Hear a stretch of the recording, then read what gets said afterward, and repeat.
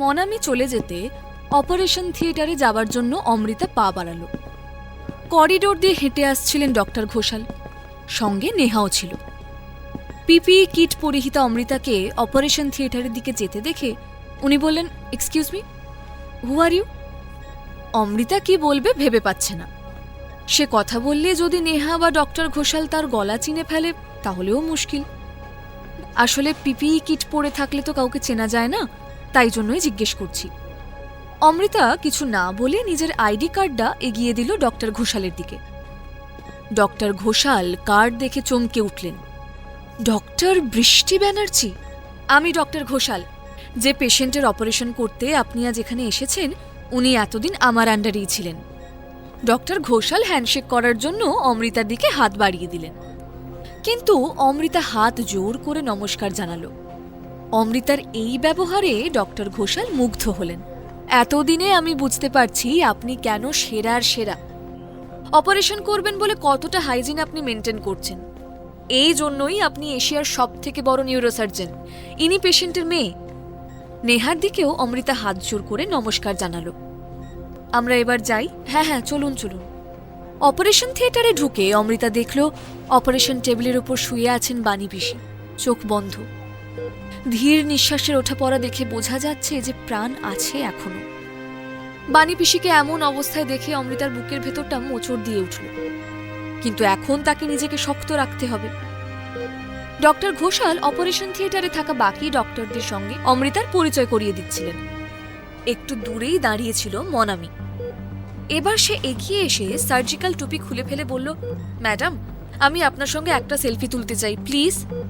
এই কথা শুনে অপারেশন থিয়েটারে থাকা প্রত্যেকেই ভীষণ অবাক হলো। একজন মেডিকেল স্টুডেন্ট হয়ে এমন ইনসেন্সিবল কথা কি করে বলতে পারে মনামি? অমৃতা কোনো উত্তর না দিয়ে বাণী পিসির রিপোর্টগুলো চেক করতে আরম্ভ করল। ডক্টর ঘোষাল নিচু গলায় তাকে বুঝিয়ে দিতে লাগলেন।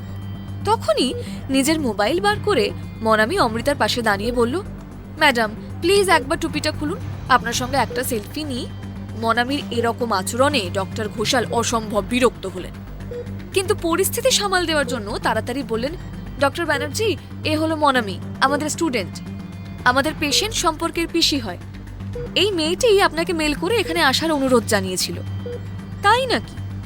কিন্তু আমার মেল আইডি তুমি কোথা থেকে পেয়েছিলে মনামি? তোতলাতে তোতলাতে মনামি বলল, আমি মানে আপনার মেল আইডি ওই একটা জার্নালে পেয়েছিলাম। তাই বুঝি? তা আমার মেল আইডিটা কি? মনামির মুখ সাদা হয়ে গেছে। ডক্টর ঘোষালও বুঝতে পেরেছেন কিছু একটা গোলমাল আছে, না হলে ডক্টর বৃষ্টি ব্যানার্জির মতন এত বড় ডাক্তার এইভাবে মনামিকে প্রশ্ন করতেন না। কি হয়েছে ডক্টর ব্যানার্জি, এনি প্রবলেম? আমাকে এখানে মেল করে যে ডেকে এনেছিল সে অমৃতা ব্যানার্জি, কিন্তু আপনি তো বললেন ওর নাম মনামি। আমি তো ওর কোনো মেলই পাইনি। মনামির অবস্থা তখন ফাঁদে পড়া ইঁদুরের মতো, মুখ কাঁদো কাঁদো হয়ে গেছে। ছি ছি ছি মনামি, এত বড় মিথ্যে কথাটা বলতে তোমার বাঁধলো না? অমৃতা তাহলে সত্যি কথাই বলেছিল। আমি বোকার মতো ওর কথায় বিশ্বাস করিনি। তোমাকে এখানে থাকার পারমিশন আমি এই জন্যই দিয়েছিলাম যে তুমি উদ্যোগ নিয়ে ডক্টর ব্যানার্জির মতো এত বড় একজন সার্জনকে আমাদের হসপিটালে নিয়ে এসেছো, কিন্তু তুমি মিথ্যেবাদী। এই অপারেশন থিয়েটারে তোমার থাকার কোনো অধিকার নেই। Get out. কাল সকাল 11টায় আমার চেম্বারে দেখা করবে। তোমার এই কাজের জন্য কি করা উচিত তখন ভাবব। মনামি মুখ নিচু করে দাঁড়িয়েছিল। কি হলো, কথা কানে গেল না? যাও বাইরে। অপারেশন থিয়েটারের মধ্যে থাকা এতজন ডাক্তার নার্সের সামনে এই চূড়ান্ত অপমানে কাঁদতে কাঁদতে মনামি অপারেশন থিয়েটার থেকে প্রায় ছুটে বেরিয়ে যায়। অমৃতা অপারেশন টেবিলের দিকে এগিয়ে গেল। নার্স অপারেশন টেবিলের ওপরে ফোকাস লাইটটি জ্বালিয়ে দিল।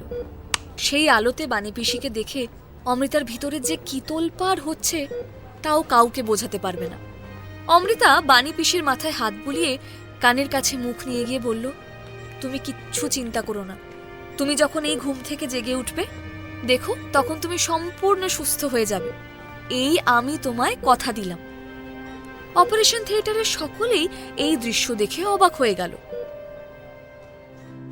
ছাদ থেকে চুপি চুপি নেমে এসে হিয়া আর আর্য নিজেদের জায়গা বদল করে নিয়েছিল। আর্য যেমন অমৃতার সান্নিধ্যের জন্য অপেক্ষা করছিল, হিয়াও তেমনি উদ্গ্রীব হয়েছিল রাহুলের কাছাকাছি থাকার জন্য। কিন্তু হিয়ার মাথাও গরম হয়েছিল বাবার উপরে। কি করে বাবা মায়ের সম্পর্কে এমন কথা বলতে পারে যে তার মা আর্যের ক্ষতি চায়? আর্য তাকে সবই বলেছে, যা যা রাহুল আর্যকে অমৃতার সম্পর্কে বলেছিল। শোনার পর থেকে প্রচণ্ড রেগেছিল হিয়া। প্রায় ঘণ্টাখানেকের উপর রাহুল আর সাম্য তার মান ভাঙাতে চেষ্টা করেছিল। ওরা আর্যর যত প্রিয় খেলনা আছে সেগুলো দিয়েই ওকে খুশি করার চেষ্টা করছিল। রাহুল বেচারা তো বুঝতেও পারছিল না তার অপরাধটা কি। কিন্তু হিয়া লাল লাল চোখে মুখ হাঁড়ি করে বসেছিল। এমন সময় আর্যর সবচেয়ে প্রিয় হেলিকপ্টারটা ওর দিকে এগিয়ে দিলে হিয়া সেটা মাটিতে আছড়ে মেরে ফেলে দিল। রাহুল আর মেজাজ সামলাতে পারে না, ভীষণ রেগে গিয়ে বলে, এবার বেশি বাড়াবাড়ি হয়ে যাচ্ছে না? দেখেছিস তো কি বলেছিলাম আমি তোকে? ওই ভদ্র মহিলার সঙ্গে মেশার পর থেকেই আর্যর মধ্যে এইসব নেগেটিভ ইম্প্যাক্ট পড়েছে। ওই ভদ্র মহিলাকে তো আমি ছাড়বো না। দাঁতে দাঁত চেপে বলে ওঠে রাহুল, আমি ওকে পুলিশে দেব। সাম্য দাদাভাইকে শান্ত করার চেষ্টা করে।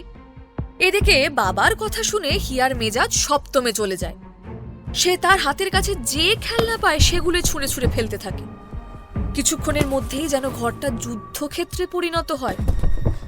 রাহুল কি করবে ভেবে পাচ্ছিল না। তখনই তার ফোনটা বেজে ওঠে। ডক্টর ঘোষাল ফোন করেছেন। তাড়াতাড়ি ফোনটা রিসিভ করে রাহুল। এই যে মিস্টার রায়চৌধুরী, আপনি আসছেন তো? রাহুলের মনে পড়ে গেল ওর তো হাসপাতালে যাবার কথা ছিল ডক্টর বৃষ্টি ব্যানার্জির সঙ্গে দেখা করার জন্য। হ্যাঁ ডক্টর ঘোষাল, আমি এই বেরোচ্ছি। খুব তাড়াতাড়ি আপনার ওখানে পৌঁছে যাব। ডক্টর ব্যানার্জি কি পৌঁছে গেছেন? হ্যাঁ, উনি পৌঁছে গেছেন। এখন অপারেশন থিয়েটারে আছেন। আমি এই সবে অপারেশন থিয়েটার থেকে বেরোলাম। অপারেশনটা খুবই ক্রিটিক্যাল, 4-5 ঘন্টা তো লাগবেই। আপনি আসুন ধীরে সুস্থে, কোনো চিন্তা নেই। আগে আমার কেবিনে চলে আসবেন, একসঙ্গে চা খাওয়া যাবে। তারপর অপারেশন শেষ হলে ডক্টর ব্যানার্জির সঙ্গে আপনি কথা বলে নেবেন। Thank you doctor Ghoshal, thank you very much. Mister Raychaudhuri, Ashmi কি আপনাদের ওখানে পৌঁছে গেছেন? রাহুল কথাটা ঠিক বুঝতে পারল না। বলল, কে পৌঁছে গেছে? কার কথা বলছেন doctor? Doctor Ashmi, child psychologist. আপনি বলেছিলেন যে আর্যর জন্য অ্যাপয়েন্টমেন্ট ফিক্স করতে। উনি আজকেই আপনাদের ওখানে যাচ্ছেন। অ্যাকচুয়ালি আমি দুঃখিত, আমারই আগে জানানো উচিত ছিল।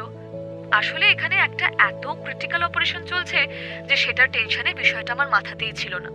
না, উনি তো এখনো এসে পৌঁছাননি। কিন্তু ডক্টর ঘোষাল, আমাকে তো বেরোতে হবে নার্সিংহোমের জন্য। এখন উনি এলে আমি ওনাকে কিভাবে অ্যাটেন্ড করব সেটাই ভাবছি। আপনি একদম চিন্তা করবেন না মিস্টার রায়চৌধুরী। অশ্মি খুবই দক্ষ ওর কাজে, ও ঠিক আর্যকে সামলে নিতে পারবে। সে অবশ্য আমি না থাকলেও আমার খুড়তুতো ভাই সাম্য তো থাকছে। তাহলে তো চিন্তার কিছুই নেই। রাহুল ডক্টর ঘোষালের ফোন রেখে দরজার কাছে গিয়ে দরজা খুলতেই দেখলো সামনে দাঁড়িয়ে আছে ফর্মাল পোশাকে একটি অল্প বয়সী সুন্দরী তরুণী। হ্যালো, আপনি কি রাহুল চৌধুরী? আমি অশ্মি। ডক্টর ঘোষাল একটা অ্যাপয়েন্টমেন্ট ফিক্স করেছিলেন, সম্ভবত আপনার ছেলে আর্যর জন্য। আমি রাইট? হ্যাঁ, আসুন আসুন, ভিতরে আসুন। সুইটের চারপাশটা দেখতে দেখতে অশ্মি সুইটের ভেতরে ঢুকতেই সাম্যর চোখ আটকে গেল অশ্মির দিকে। চোখ ফেরাতেই পারছে না সে। আসলে ম্যাডাম, ডক্টর ঘোষাল আমাকে এই সবেমাত্র জানালেন যে আপনি আসছেন। এদিকে আমার অলরেডি অন্য একটা অ্যাপয়েন্টমেন্ট রয়েছে। আপনি আপনার কাজে যেতে পারেন মিস্টার রায়চৌধুরী, চিন্তা করবেন না। আর্যর সঙ্গে তো আমার এক্ষুনি বন্ধুত্ব হয়ে যাবে, আমি ঠিক ওকে ম্যানেজ করে নেব। অনেক ধন্যবাদ। এতক্ষণে সাম্যর দিকে অশ্মির চোখ পড়ল। অশ্মি সাম্যর দিকে এগিয়ে গিয়ে ওর গালে হাত রেখে বলল, এই বুঝি আপনার ছেলে আর্য?